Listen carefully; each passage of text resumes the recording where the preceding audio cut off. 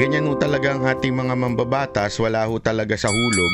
Buti na lang at itong kasi mainit pa rin ang issue patungkol po dito sa impeachment ni VP Sara Duterte. So pag-uusapan po natin yung mga bagong katangahan ho ng mga congressman. Alam naman po natin, araw-araw nadadagdagan po ang kanilang katangahan dahil sa kanilang pagpipilit na gawin yung pinasusunod sa kanila ng amo nila. Alam mo naman, pagka sinunod mo yung amo mo, kahit mali-mali ka na, nagmumukha ka ng tanga, di ba? Pangalawa, pag-uusapan po natin yung mas matindi pang dapat sanang pagtuunan ng pansin ng gobernong ito. Alam niyo naman sa Pilipinas, mali-mali talaga, bisi-bisihan. Kaya kung ano na lang ang nasa isip, pero ito talaga ang dapat sanang pinagtuunan ng pansin. At pangatlo, may pag-uusapan pa po tayo, bagong palusot. Bagong palusot at escape, actually nga escape route ang tawag. Yung kanilang tatahaking mga congressman na ito. Kasi naipit na po sila para na ho silang tanga ngayon Ipit na ho sila sa mga nangyayari. Dahil sa ginagawa nilang alam mo naman kasi sabi nga ni pangalan nito ni Congressman Marcoleta, sabi nga ni Congressman Marcoleta, ito kasi mga kasamahan niya abuga-abugaduhan. Marami po kasi diyan abuga-abugaduhan marami diyan katulad po ni Mr. Google, alam natin abuga-abugaduhan yan. Yung isa namang napakaraming opinion, kilala niyo yun. Yung si Atrasabante. Meron pa diyan yung isa, yung high blood palagi, yung rebelde. Hindi natin sasabihin. Meron pa diyan yung convicted criminal. Ewan ko ba bakit nandiyan convicted criminal pero nasa kamera, anak ng tutsang kalabaw. Mantakin mo, pinamumunuan tayo ng mga adik, convicted criminal. Anak ng webe, No wonder talaga no wonder. Alam mo, kahapon may lumapit po sa akin sa airport. Nagpunta po kasi ako ngayon ng Japan.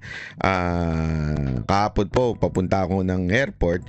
May lumapit sa akin, napakatikas na mama. Sabi niya sa akin, "Banat bay, gusto ko yung ginagawa mo. Sobra na talaga tong gobyerno to. Sobrang-sobra na ang gobyerno to." Sabi ko, salamat naman sir sa inyong na-appreciate nyo naman. Binabati ko po pala si sir at ang kanyang pamilya magbabakasyon ngayon. Talagang sabi niya, wala na talaga nangyayari sa bahay natin. Talagang napapariwara na talaga ang Pilipinas. Sabi ko, wala talaga ho tayo. Kasi pag tayo talaga pinamunuan ng pera, lagi ho tayong nagiging wala ng sense, ika nga, di ba? Tandaan natin, nakausap na ho ba kayo ng isang taong lulong sa gambling? Alam niyo yun? Subukan yung kumausap sa taong lulong sa gambling, yung babawi ako. May mga ganyan taong kakilala, 'di ba? Yung ang hilig bumawi, yung mukha ng pera, yung bawat pinamumuhay niya is about money. Yun siya, sabi ko, yung mga nalulung na sa gambling, talagang pagising yan, yung tinapay, ang tingin nila diyan, alas o di kaya tao. Hindi ba? Kasi nga po, dahil sa lulong ka na sa pera, dahil nabaon ka na sa pera, sa utang, dahil sa kakagambling mo, yun na lang ang nakikita mo, pera. Parang kaya pagka kinausap mo, wala nang sense, di ba? Parang out of this world na yung kanyang iniikutang mundo. Ganun po ang mga congressman natin. Kasi nga, they are blinded by money. Ika nga, ibig sabihin yung pera, nabubulag na sila. Bakit po sila nabubulag sa pera? Alam naman po natin, sumusunod lamang po yung mga yan sa utos dahil kailangan ho nila ng budget na nanggagaling ho sa leadership ng kanilang departamento, di ba? So, ibig sabihin po, they are only following because of money. Kaya mali-mali na ang diskarte. Ang buhay, alam nyo mga kababayan, mawawala ang wisdom mo pag ikaw ay addict ka na sa pera. Pag ikaw ay nandidiktahan na ng pera, mawawala ka na sa hulog, ika nga. Mawawala na yung purpose mo. Bakit ka na andyan? Anong ginagawa mo dyan? Mali-mali na yung diskarte mo. Bakit? Yung mali, pipilitin mong itama di ba? At yung tama naman, pipilitin mong imali. So, mayayari ka talaga. Ganyan po nangyayari ngayon. 'Di ba? Kaya nga po, alam nyo, ito. May papakita ko sa inyo ha. Napapahamak na po sila. Bakit kanyo? Imbestiga sila ng imbestiga. Kita nyo naman yung ginawa nilang investigasyon. Talaga nag-overnight pa sila doon. Lahat ginawa na nila. 'Di ba? As in, pinakulong na nila lahat ng gusto nilang pakulong. Masunod lang yung kanilang amo. Kumita lang sila ng pera. Talagang gagawin nila kahit ano, di ba? Pansinin nyo, ginawa na nilang lahat. Tapos ito, nagresulta ng kaliwat ka ng impeachment complaint. Ang problema, hindi nila naisip na wala na palang oras. Dumagdag pa itong sinabi ng INC na they are against the impeachment of VP Sara Duterte. Ang problema mga kababayan, ang mga congressman, lalong-lalo na sa 2025 election, critical yan. Pag yan po ay natalo sila, ay wala na ho talaga. Kawawa na ho sila. Ang problema ho, eto, kailangan nila ng boto ng Iglesia ni Cristo. Sa bawat lokal, alam nyo po, nililigawan yung mga congressman yan. Lahat to ng local government official, nililigawan ng mga lokal para po sila ay manalo. Ang laking boto po nun. Black voting po kasi ang Iglesia ni Cristo. Talagang pagka ikaw nilagay niya itong lokal na to, minsan ngari 3 o ilang lokal lang naandun sa bawat distrito. Pag yan sinabi, ito si congressman, siya aboto ninyo, naku po, sigurado panalo ka na. Diba? Ganun talaga ang power ng Iglesia ni Cristo. Kaya ngayon, nung nagsalita silang ayaw namin yan, patay tayo, bata tayo. So, Chua, bilang na oras mo. Yan ang masasabi ko sa'yo. Dahil nagpaakit ka sa kumpas ng iyong leader na si Romualdez, bilang na ang oras mo. Ikaw ang namuno dyan, di ba? Sabi nga ni VP Sara Duterte, si VP Sara Duterte nagsabi nito, hindi po ako, si VP Sara Duterte, linawin ko lang. Sabi niya, di ba, nagsosorry ka pa daw sa kanya kasi kailangan mo lang sumunod sa speaker dahil kailangan mo daw sa kampanya sa susunod na eleksyon. Kesa na naka-benefit ka sana, kesa na sana ay akala mo mananalo ka dahil nga kailangan mo yung pondo, di ba? Ano nangyari sa'yo? Ngayon, hindi ka pa i-endorso ng Iglesia ni Cristo kung magkakabulilyaso, kung susunod ka sa utos ng iyong leader na i-impeach o ipagpatuloy ang impeachment na yan, baka hindi ka na suportahan o di yari ka ngayon lalo. Di ba ho? Sa bagay, pinabayaan naman ninyo yung Maynila. So you deserve it, di ba? Di ba? Yan ang totoo. You deserve it. Sana nga dyan sa District 3 sa Maynila, sana straight kayo dyan. Straight ba? Straight. Anong straight? Hindi yung karsada ha. Straight ba? Yung diretso ba? Diretso. Diretso ba yung daanan ba? Di ba? Mag-straight kayo, your best choice. So kayo, mga kababayan, kahit OFW kayo, wala kayo sa Maynila, pag meron kayong kamag-anak sa Maynila, sabihan nyo yung mga kamag-anak nyo, straight tayo straight, your best choice. Pag hindi your best choice ang iboboto ninyo, hindi namin kayo padala ng pamasko ninyo dyan, ha? Dapat straight kayo. Hindi, alam nyo, kasi wala mangyayari. Kita nyo naman, pabagsak na ng pagbagsak ang Maynila. Ang dumi na. Kanina may balita ako napanood, yung Divisoria, ang dumi-dumi na. Grabe. Dati nung panahon ni Isko, ang linis-linis nun. Ngayon, ang dumi-dumi na ng Divisoria. Dahil pinabayaan ng Team Lacuna ang Maynila. Kaya nga ibalik natin yung Team Isko. Pag ang ibabalik lang natin si Isko, mga kababayan, maraming hindi mapapatupad si Yorme. Mahihirapan po, struggle pa yan. Kasi alam mo naman, kailangan ng mga ordinansa dyan, kailangan na approval ng mga konsehal, tapos pinamumuno ang konsehal, vice mayor. So kung hindi nyo iboboto yung entire Yorme's choice, mahihirapan at mabagal. Baka hindi maging, alam naman natin, maaayos pa rin ni Yorme yan, pero baka hindi mabilis kilos yan. Bakit? Kailangan niya yung cooperation ng bawat isa Kaya kailangan na niya yung konsihal na kasundo niya, yung lalong-lalo niya sa District 3 Balita ko, marami daw nanonood sa District 3 kay Banatbay, ha? Oy, pakisuporta naman po si Madam Mocha Uson. Kung gusto niyang tunay na serbisyo, eto masasabi ko sa inyo, para kayo nagkaroon talaga ng alipin dyan pagka alila as in, tutulungan kayo kasi grabe magtrabaho si Mocha Uson. Mantakin nyo, ha? Si Banatbay, namamasyal sa Japan. Hindi naman, ha? Iniinggit lang natin si Mocha, pero si Mocha naandyan sa inyo. Naandyan sa inyo, nagsisilbi pa hanggang ngayon. Oh. Habol na lang siya sa during pasasado na Christmas na. Pero habang ngayon, wala, nandiyan siya nagsisilbi. Ganyan, nakapaka-servanthood niya ni Mocha Uson. So, iboto niya yan. At siyempre, iboto niyo na rin yung vice mayor ni Yorme, di ba? Si Atienza. Kasama na rin yung congressman niya sa District 3. Importante yan, tanggalin niyo na si Chua. Walang ginagawa ko, hindi kumahol lang kumahol. Ibig sabihin, magsalita ng laban lamang kay VP Sara Duterte, ha? O, ito, panoorin ninyo kung paano magpapalusot ang mga congressman natin, ha? Panoorin ninyo. Tingnan nyo ngayon, ipit na sila. Mantakin mo, araw-araw nilang binanatan si VP Sara Duterte, tapos biglang sabi ng INC, tigil nyo yan. Tigil nyo yung impeachment na yan. Ngayon, naghahanap na sila ng palusot. Diba, nag-emergency meeting sa Malacanang. Naghahanap na sila ng palusot. Paano ba natin ito may titigil na hindi tayo mapapaya at magmumukhang tanga? Sabi naman nung bubuit ko dun sa Malacanang, matagal na kayo mukhang tanga. Hindi nyo ba napapansin? Ngayon nyo lang na-realize? Hindi kasi, nag-usap-usap sila dun, sabi dun. Mr. President, paano ba to? Ha? Paano ba to? Sinunod namin yung aming boss. Banatan ng banatan si VP Sara Duterte.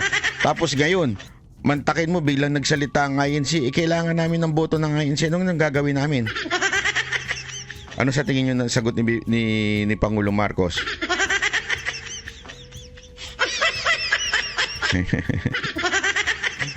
Wala akong kinalaman dyan. Basta ako nagsalita na ako, ayoko yan.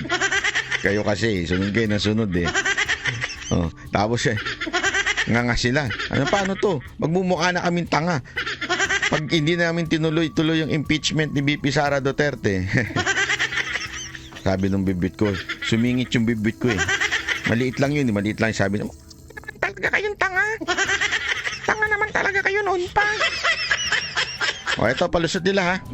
Nangangamba ang ilang kongresista na baka kapos na sa oras para talakayin ang mga impeachment complaint laban kay Vice President Sara Duterte. Bukod sa Christmas break, malapit nang magsimula ang kampanya para sa Election 2025. Nangyari kayo ngayon. Nakatutok si Tina Panganiban Perez.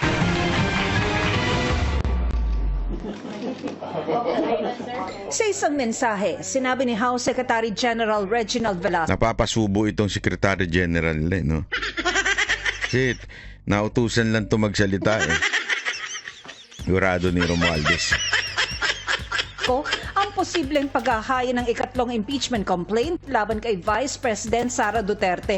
Bagamat di niya tinukoy, sabi ni Velasco, ang posibleng maghain ay isang religious group. Pero ngayon pa lang, nangangamba na ang ilang kongresista na baka kapos na sa oras para sa impeachment.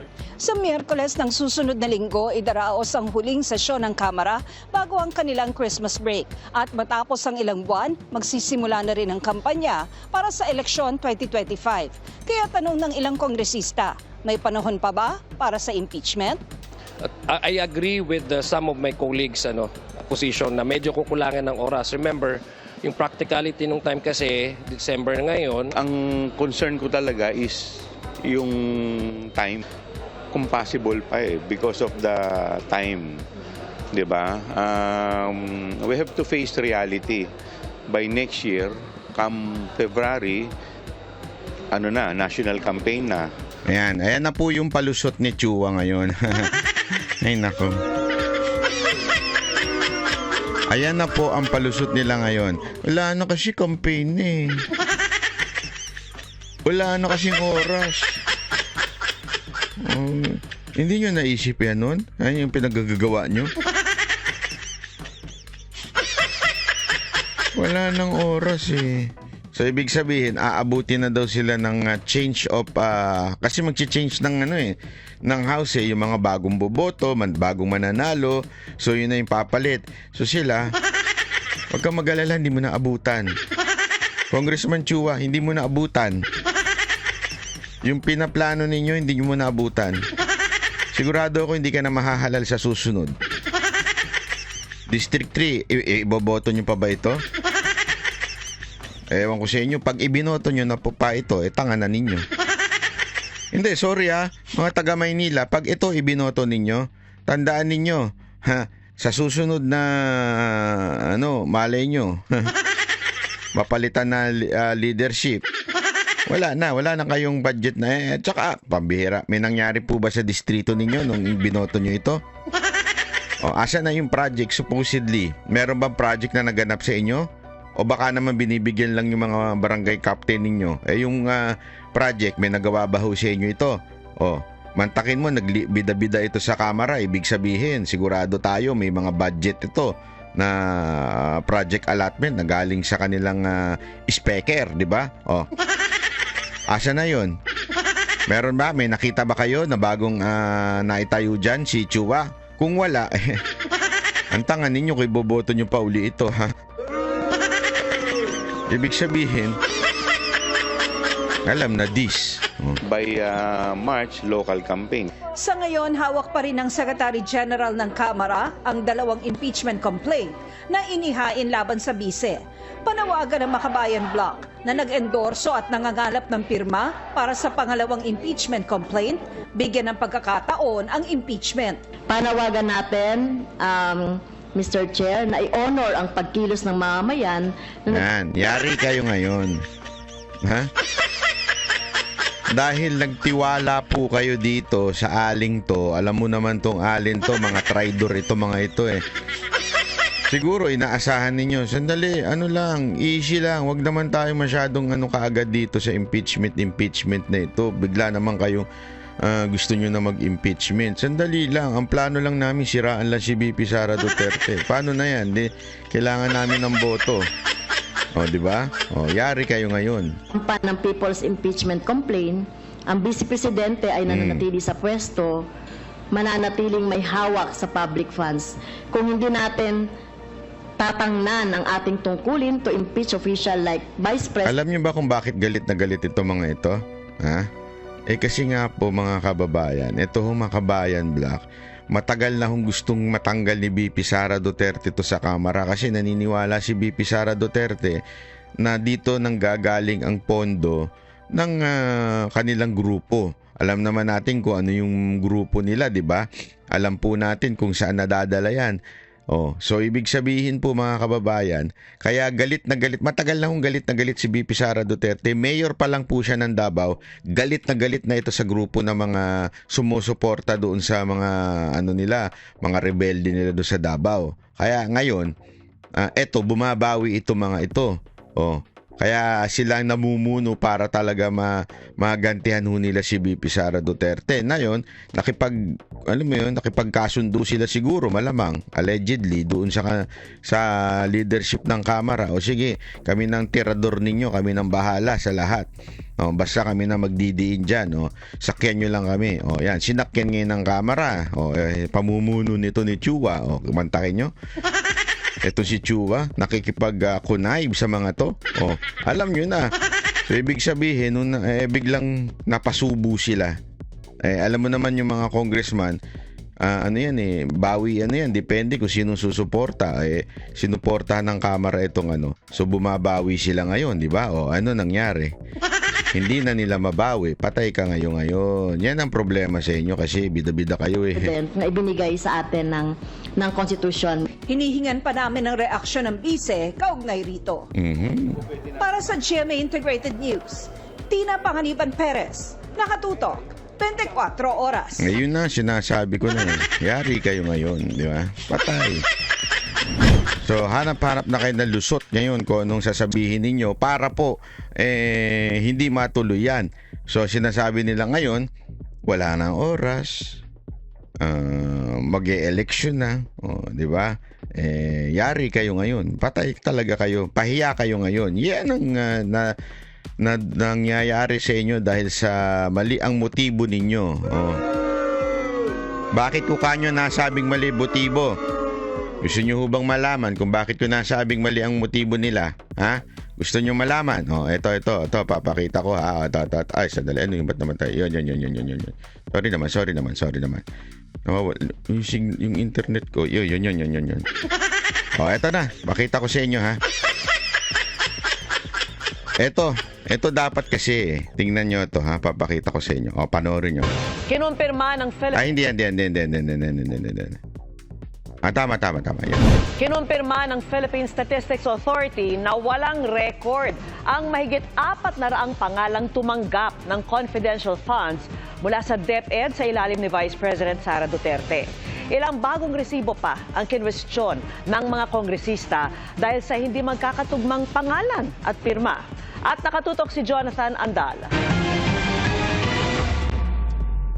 Tulad ni Mary Grace Piatos, nadiskubre ng mga kongresista na wala ring record ng kapanganakan ang mahigit 400 pangalan na tumanggap ng confidential funds mula sa Department of Education sa ilalim ni Vice President Sara Duterte. Batayan sa kumpirmasyon ng PSA o Philippine Statistics Authority sa House Committee on Good Government and Public Accountability. Out of 677 individuals, 405 ay walang birth certificate.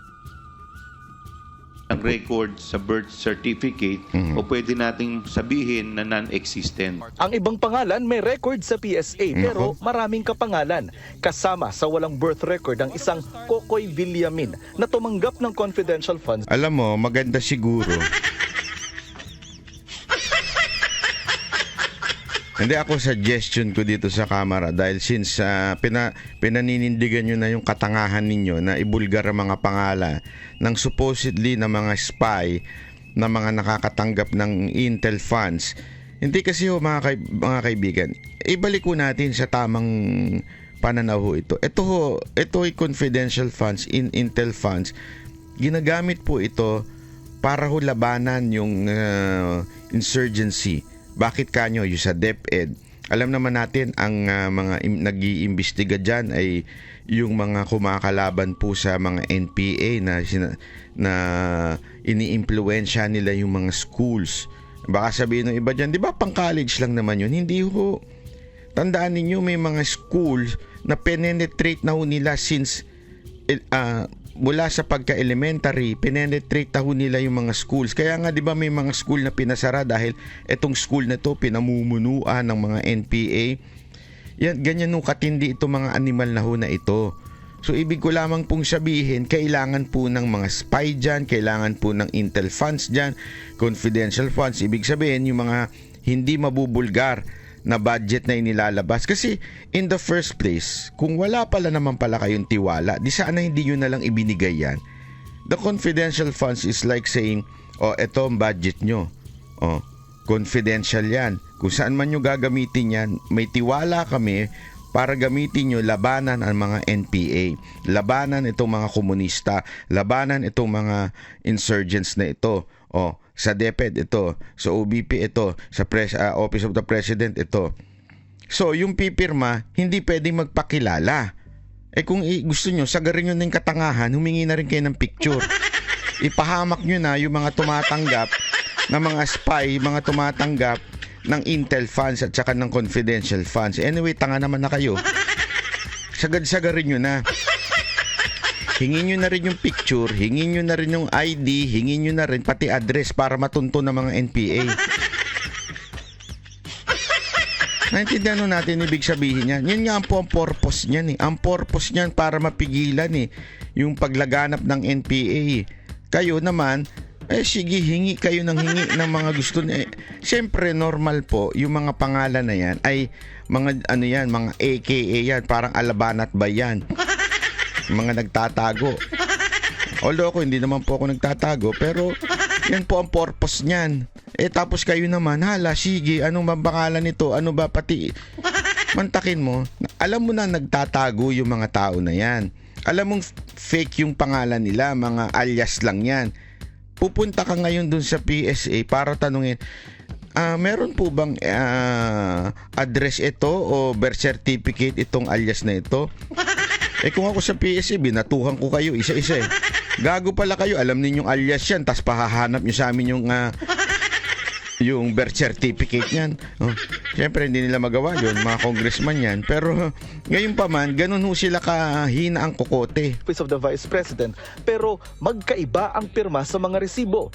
May bagong mga resibo rin kinwestiyon ng mga kongresista. Si Alice Crescencio, nakapangalan sa 3 resibo pero magkakaiba ang pirma at address. Sina Sally at Sheila, magkaiba ang pangalan pero pareho ang pirma. Medyo kalokohan na po ito. Ay itong mga taga-pirma o tagagawa nitong mga ARs na ito ay hindi coordinated. And because of this, Mr. Chair, I believe that this receipt was again merely fabricated. Nilista naman ng mga kongresista ang mga nakita nilang pwedeng ikaso sa mga sangkot sa nakalipas na 7 pagdinig ng komite, gaya ng technical malversation, bribery, corruption of public officer, falsification of documents, perjury, at ang pinakamabigat, plunder o pandarambong. Kapag hinanap sa iyo kung nasaan yung funds or saan napunta at wala kang masagot, the law presumes na binulsa mo. Given the amount we're talking about here, Mali kayo doon, mga kababayan. Itong congressman na ito, sabit-sabit din sinasabi. Pag hindi mapaliwanag at ano yung masagot, ibig sabihin binulsa mo, hindi ganun. Not necessary. You know why? Tanungin ko kayo. Yung mga budget ninyo, ang tagal na namin pinabubuksan, binulsa nyo? Di ba? Yung budget ng confidential funds ng Office of the President, matagal na rin tinatanong ng taong bayan, asa na yun, saan ginamit yun? Binulsan ni ba ni Marcos yun?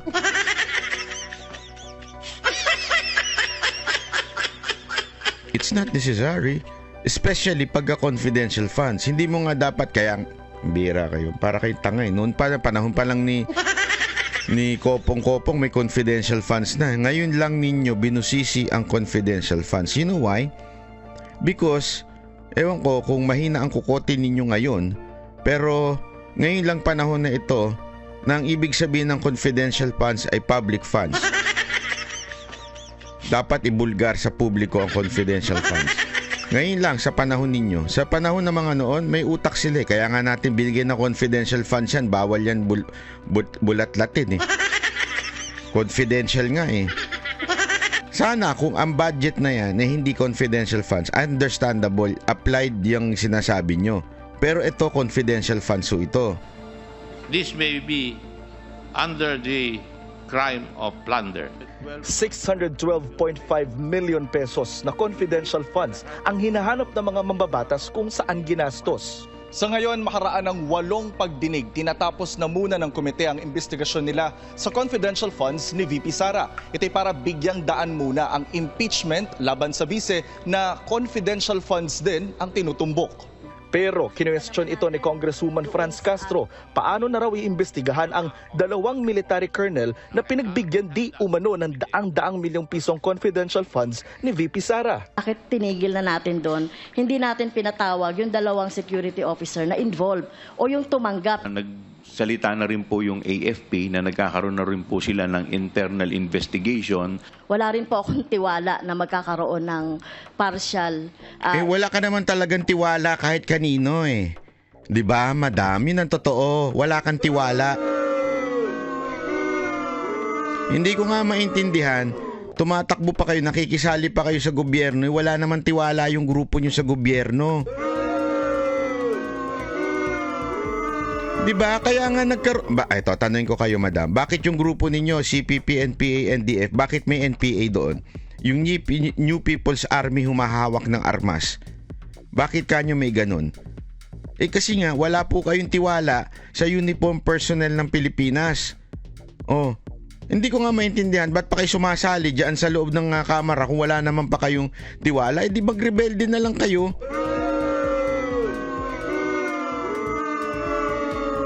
Ang hindi ko lang maintindihan, etong kamera, dapat hindi na pinapayagan itong mga grupo na ito eh. Investigation patungo doon dahil alam naman natin, tauhan nila yung involved. Sinusubukan pa naming makuha ang panig ng BISE at ng AFP. Para sa GMA Integrated News, Jonathan Andal, nakatutok, 24 oras. Kita ninyo? Oh. Diyan pala lumalabas na. Wala naman talaga kaming tiwala. Tingnan ninyo ha. Tingnan ninyo mga kababayan. Napakalinaw ho nito ha. Napakalinaw. Mantakin mo. Ha? Nung dumating na ang reporting sa AFP, ibig sabihin umabot na. Binigay yung confidential funds sa dalawang kernel o dalawang AFP member. Ibig sabihin Army. Ibig sabihin Armed Forces of the Philippines. Not Army. Armed Forces of the Philippines. Dumating na yung confidential funds. Biglang tumigil ang kamera. Sabi, sandali, sila na bahala dyan. Kasi sa AFP yan eh. So, kita nyo na. And that's the very purpose of confidential funds. Diba? Tingnan nyo ha.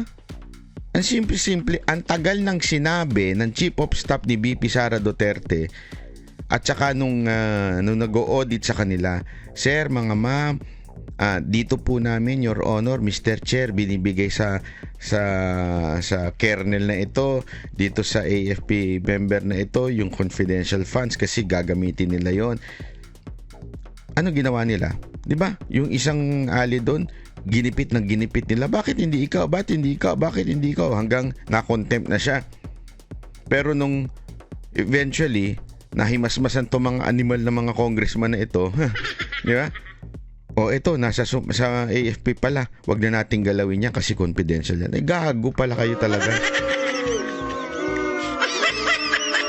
From the very start, yan ang sinasabi ni BP Sara Duterte, this is a confidential funds. Hindi ko ibubulgar o isisiwalat yung mga spy na, tignan ninyo ha, sino humawak? Army din. Ibig sabihin, AFP din. Diba? Mga sundalo din ang humawak nung pera na yun. Doon din pinagkatiwala. Diba? Doon nga lang, sa ilalim ng Office of the Vice President. Ibig sabihin, hindi ito hinawakan ng sibilyan para gastusin sa sarili nilang pangangailangan o sa sarili nilang interes. Ibinigay din pala doon sa mga kernel na yun na kung saan meron silang mga unit doon na pumupugsa dito sa mga rebelde na ito. Tapos biglang sasabihin ngayon ng kamera, sila na hong bahala dyan. May tiwala na ho kami dyan. Tanga pala talaga kayo.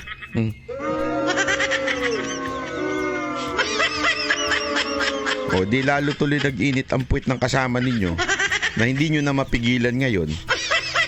Nakakaputak dahil sa maling ginagawa ninyo. O, di ba?